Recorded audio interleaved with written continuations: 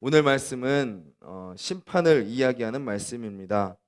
15절에 내 손에서 이 진노의 술잔을 받아 가지고 내가 너를 보내는 바 그 모든 나라로 하여금 마시게 하라 라고 나오는 이 진노의 술잔, 이것이 바로 하나님이 내리시는 심판을 의미하는 것이죠.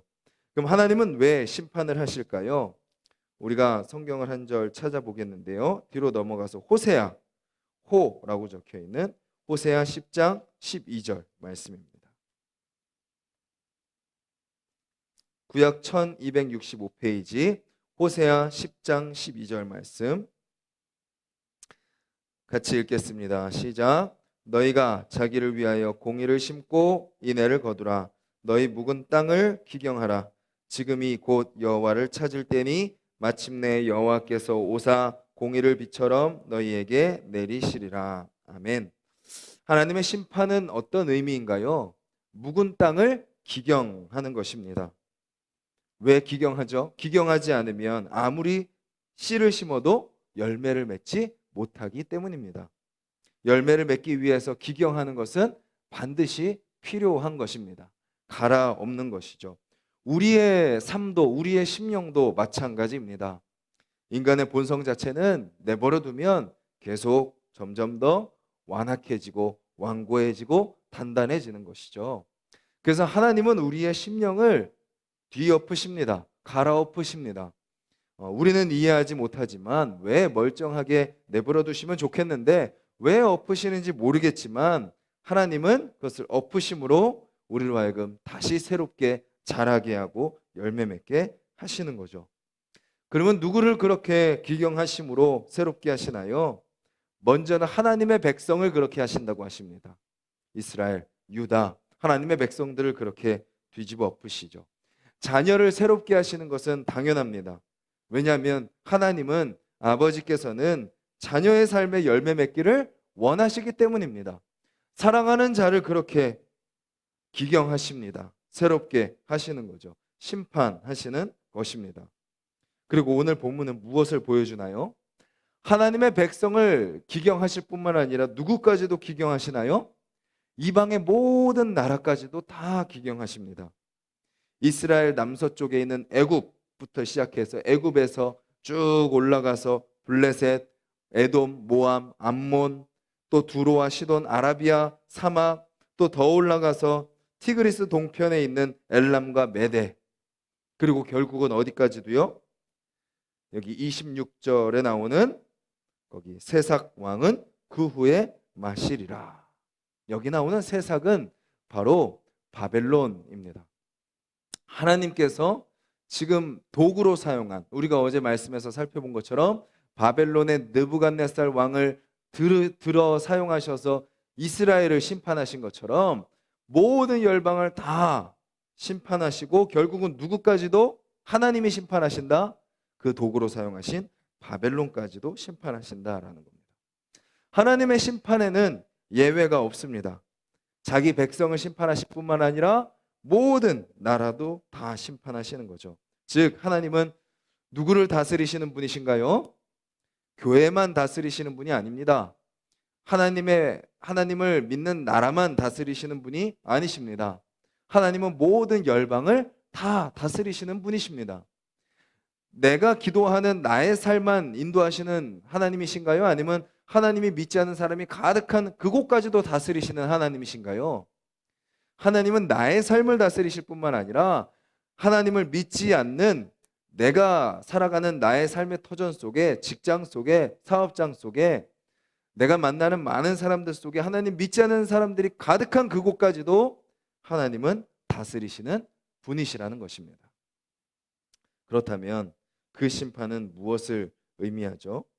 우리가 성경을 한 절 더 찾겠는데요. 앞으로 넘어가 가지고 욥기 5장입니다.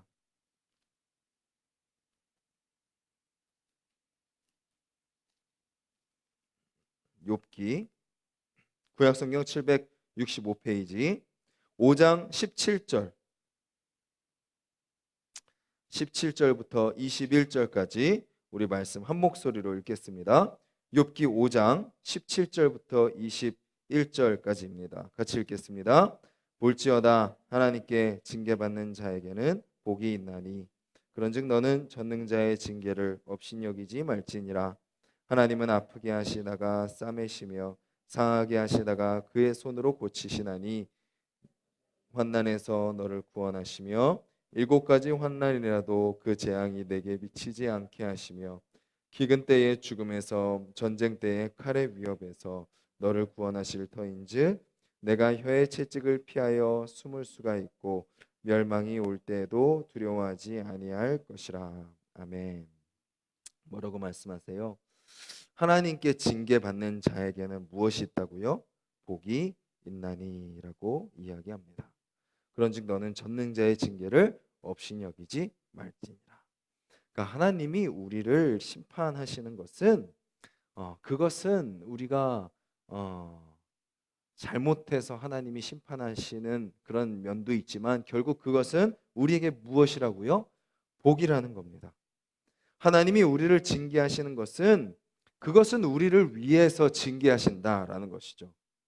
하나님은 그저 위로하시는 분만이 아닙니다. 그저 괜찮다고만 하시는 분도 아닙니다. 그냥 네가 어떻게 살든지 그냥 옆에서 지켜보고 내버려 두시는 분도 아닙니다. 하나님은 우리를 어떻게든 바로 살게 하시죠. 어떻게든 돌이키십니다. 죄 가운데 내버려 두지 않으시고 수단과 방법을 가리지 않으시고 우리를 꺼내십니다. 그리고 우리 안에 있는 죄를 드러내십니다. 그리고 그것을 도려내시는 분이 하나님이신 거죠. 근데 우리는 끊임없이 죄를 반복합니다. 그렇다면 계속해서 우리는 이 진노의 술잔을 받아 마셔야 되는 것이죠. 그런데 우리는 이미 무엇을 알고 있나요? 그 진노의 잔을 대신 받으신 분을 우리는 알고 있습니다. 신약으로 한번 넘어가 보시겠어요? 마태복음 26장입니다. 마태복음 26장 39절. 신약성경 47페이지 마태복음 26장 39절입니다. 우리 같이 읽겠습니다. 조금 나아가사 얼굴을 땅에 대시고 엎드려 기도하여 이르시되 내 아버지여 만일 할만하시거든 이 잔을 내게서 지나가게 하옵소서. 그러나 나의 원대로 마시옵고 아버지의 원대로 하옵소서 하시고 42절입니다. 시작. 다시 두 번째 나아가 기도하여 이르시되 내 아버지여 만일 내가 마시지 않고는 이 잔이 내게서 지나갈 수 없거든 아버지의 원대로 되기를 원하나이다 하시고. 아멘. 예수님이 무엇을 위해서 기도하십니까? 예수님에게 어떤 것이 주어지셨습니까? 바로 구약에 살펴본 진노의 술잔이 예수님에게 주어지신 거죠.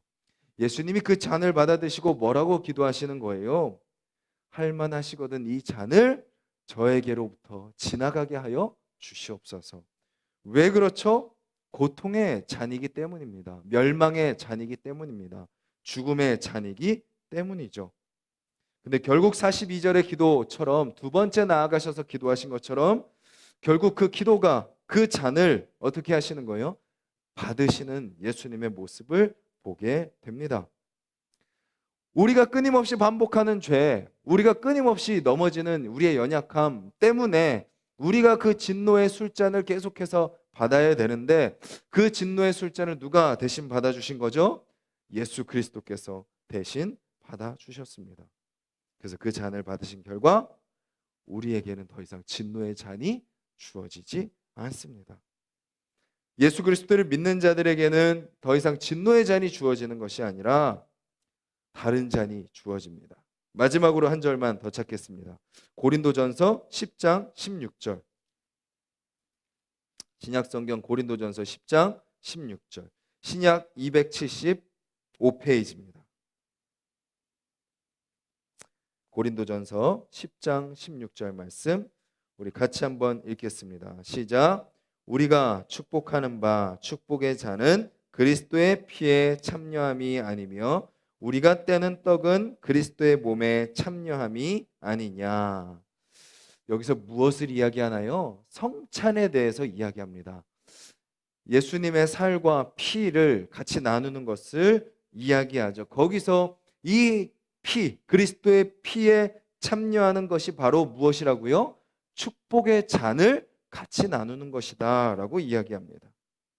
바로 그리스도의 피에 참여하는 자에게 주어지는 잔은 이제 더 이상 진노의 잔이 아닌 축복의 잔이 주어진다라는 것이죠.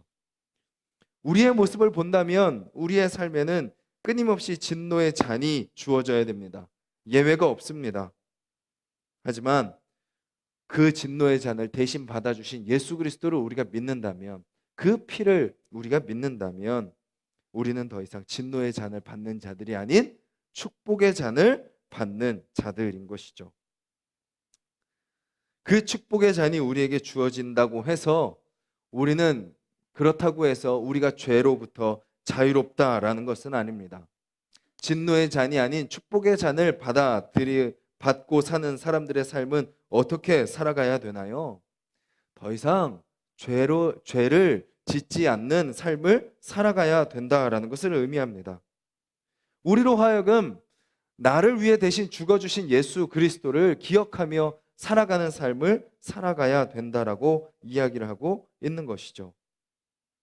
오늘 하루 우리에게 주어지지 않은 진노의 잔으로 말미암아 감사하며 우리는 서야 되고, 축복의 잔이 우리에게 주어졌음을 기억하며 그 축복의 잔을 마셨다라는 그것이 그냥 죄로부터 방관하며 살아가는 삶이 아니라 나를 위해 죽으신 예수 그리스도의 피를 기억하고 예수님이 나의 죄를 다 씻어주셨음을 기억하고 나의 입술과 나의 생각과 나의 행동 가운데 예수님이 죄를 다 씻어주셨으니 내가 오늘 어떻게 살아가야 될 것인가?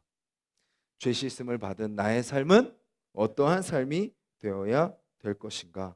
그것을 주님 앞에 기도하며 주님 앞에 맡기며 오늘 하루를 살아가야 될 것입니다.